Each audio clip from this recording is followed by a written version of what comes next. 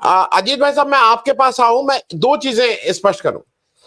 देखिए, ये फैक्ट है कि हिमाचल प्रदेश में शायद सबसे कम आबादी, वहां ब्राह्मण ठाकुर सबसे ज्यादा हैं। वहां शायद मेजोरिटी ब्राह्मण ठाकुर की है। मेरे पास एग्जैक्ट नंबर नहीं है, लेकिन वो शायद 80-85% ब्राह्मण राजपूत हैं। जो अनुराग ठाकुर हैं तो उनको लगता है कि राजपूत ब्राह्मण ही गवर्न करने के लिए बने हैं। उनको शायद ग्राउंड रियलिटी का अंदाज नहीं है। और मैं एक दर्द इसके बाद अभी उसको उसको उस वीडियो को भी दिखाऊंगा जहां दर्द छलक रहा है कुछ लोगों का।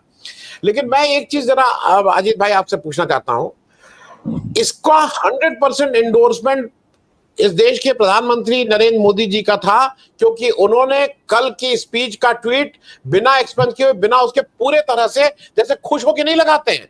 मैं भी अपना जब शो करता हूं तो महीने में 2-4 शोज ऐसे होते हैं जो मुझे लगता है कि भाई ये सबके पास जाने चाहिए। मैं आपके पास भी भेजता हूं, मैं सब अपनी ब्रॉडकास्ट लिस्ट में भेजता हूं लोगों के पास।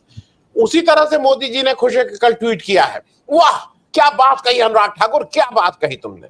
मोदी जी खुद ओबीसी उससे आते हैं, उनको शर्म नहीं आ रही थी कि उनके यहाँ का एक व्यक्ति है।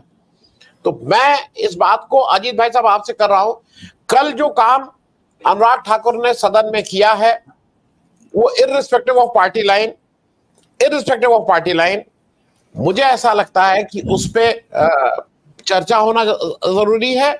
और पूरी तरह से विपक्ष के हाथ में एक मोटा डंडा आ गया है, छोटा मोटा नहीं, मोटा लठ आ गया है। और अगर बीजेपी अपने को लठ ही खाना चाहती है, मारी खाना चाहती है, तो अब इससे कोई उसको रोक नहीं सकता। अजीत भाई साहब, कल जो अनुराग ठाकुर ने किया और उसका जो आज फॉलोआउट था, मैं उस पर और किस तरह से प्रधानमंत्री जी ने उसको पूरी तरह से ट्वीट करके इंडोर्स किया है, अजीत भाई साहब। पहले तो स्टार्ट करें, अनुराग ठाकुर जी ने जो राहुल गांधी से सवाल किया कि आपका जात क्या है। मैं शुरू करता हूं। जात, कास्ट जिसको हम कहते हैं, उस पे दुनिया भर के जो बड़े बड़े स्कॉलर्स हैं, लुई डुमो ने होमो हायरार्किकस लिखा। हम उनसे यदि पूछें कि लुई डुमो जी आपका जात क्या है ना। आंद्रे बेते भारत में सोशियोलॉजिस्ट, टॉप सोशियोलॉजिस्ट जो कास्ट पे सबसे बढ़िया रिसर्च, एम.एन. श्रीनिवास, हम यदि उनसे पूछे कि आपका जात क्या है तो ये बहुत ही छिछोला सवाल होगा। तो अनुराग ठाकुर जी का जो सवाल है वो उसी कैटेगरी में आता है, सुपरफिशियल जिसको आप कह सकते हैं अंग्रेजी में। और दूसरा मैं तो कहूंगा शायद अनपार्लियामेंट्री है। आप यदि कास्ट सर्वे करा रहे हैं तो आपका इंटेंशन है कि भाई कहां अन्याय हुआ है, कहां गरीबी है, कहां इनइक्वालिटी है, ये पता करने के लिए, ताकि आप पब्लिक पॉलिसी बनाएंगे कि जो गरीब है, जो जो जो पिछड़ा है, उसको अपना अधिकार मिलना चाहिए। पर आप यदि पार्लियामेंट में पूछते हैं राहुल गांधी से कि आपका जात क्या है, तो वो तो एक इंसल्टिंग सवाल है। तो ये जो है ना, ये बिल्कुल इसका एक पॉजिटिव साइड क्या है पहले ये बता दूं। पॉजिटिव साइड ये है, मुझे जो लगता है कि जो नैरेटिव और एजेंडा जो मंदिर का था वो पीछे हट गया है। और आज मंडल, कास्ट रिजर्वेशन, कास्ट सर्वे, ये नंबर 1 एजेंडा देश का बन गया है।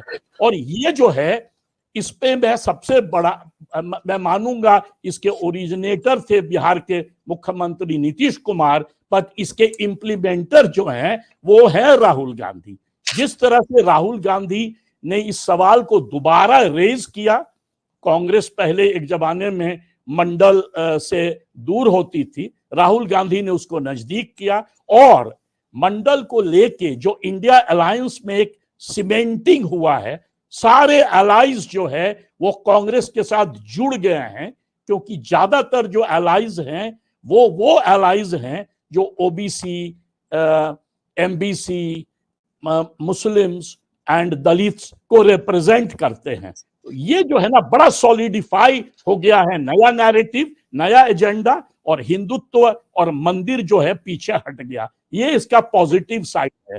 पर जिस तरह से अनुराग ठाकुर को लाया जाता है, जो कि ना स्कॉलर हैं कास्ट पे, ना महाभारत पे, ना जब फाइनेंस मिनिस्टर ऑफ स्टेट थे तो उन्होंने कोई ऐसा दिखाया नहीं ग्रेट स्कॉलरशिप फाइनेंस पर हो या देश के इकोनॉमी पर हो, और यदि होते तो शायद उनको कैबिनेट में लाया जाता।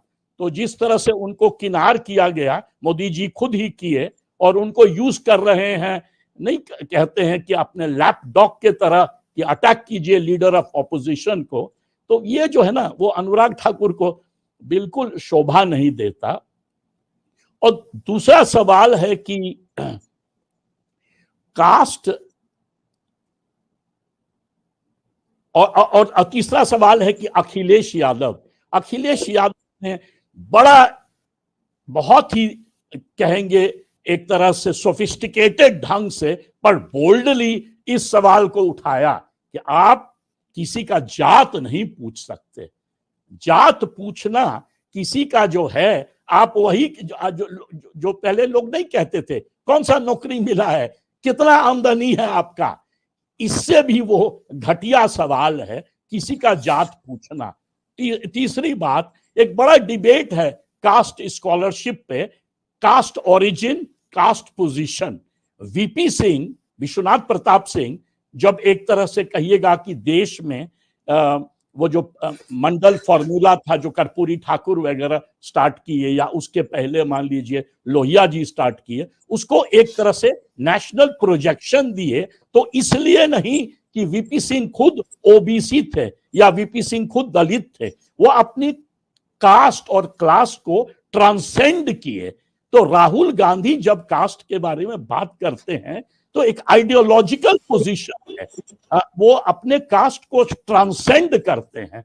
और ये जो है ना, ये मार्क ऑफ, मैं कहूंगा स्टेट्समैनशिप होता है, ये मार्क ऑफ छिछोलापन नहीं होता है। जिस तरह से अनुराग ठाकुर का सवाल था कि भाई आपका जात क्या है,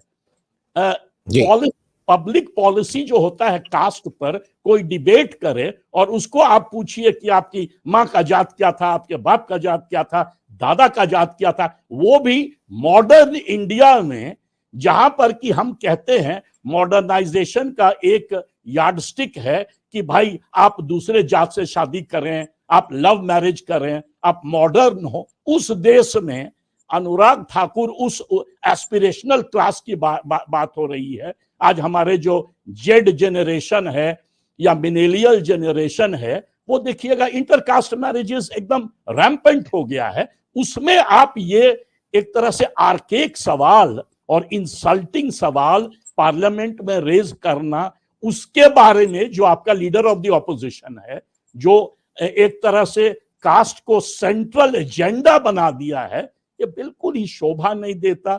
बहुत ही मैं कहूंगा थर्ड रेट पॉलिटिक्स है। और यदि मोदी जी इसको ट्वीट कर रहे हैं तो मोदी जी शायद भूल गए कि वो प्रमोद महाजन जी वाजपेयी जी को इलेक्शन पहले करवा के हरवा दिए। तो हो सकता है कि अनुराग ठाकुर जी प्रमोद महाजन प्रूव करें अपनी पार्टी के। जी जी जी अजीत भाई।